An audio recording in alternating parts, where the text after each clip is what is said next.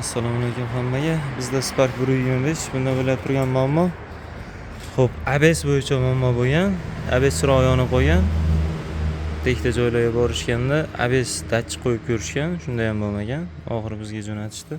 Biz buni prozvonka qilib, kabellarni polностью tekshirib, uzoq joylarini aniqlab, hamma yo'qlarni ko'rib, xo'p, ma'lumot uchun aytib ketaman, bu yerda ishda kirib bo'ladi. Arqa o'ng taraf, chap tarafga va ili bu yerdan bunaqasiga, bu yerdan bunaqasiga tushgan bo'ladi. Xo'p, bunga biz kamplik stupitsa qo'ydik. Sababi o'zini stupitsasida ABS sheva deyiladi. Shestronkaga o'xshaydigan narsa. O'sha narsasi mana yo'q. Shuni hisobiga ABS ni ko'rmay qolgan. Ular adashib, xo'p, ABS datchik ham qo'yib ko'rishga, hamma narsa qilishga shunday ham effekt bermagan. Oxiri bizga olib kelishdi. Ma'lumot uchun aytib ketaman. Nexus 3 bilan Spark'niki stupitsasi bir xil bo'ladi. Bemalol biriga bir adin-kaddan tushadi.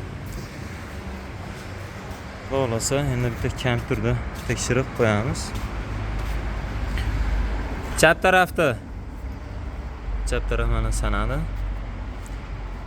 O'ng taraf. O'ng taraf ham, chap taraf ham ko'rdi, bo'lsa. Bemalol endi yig'sak bo'ladi. Kimga shuna xizmatlar kerak bo'lsa, bemalol Avtoelektrik 1224 ga murojaat qilaverasizlar. Xizmatdamiz.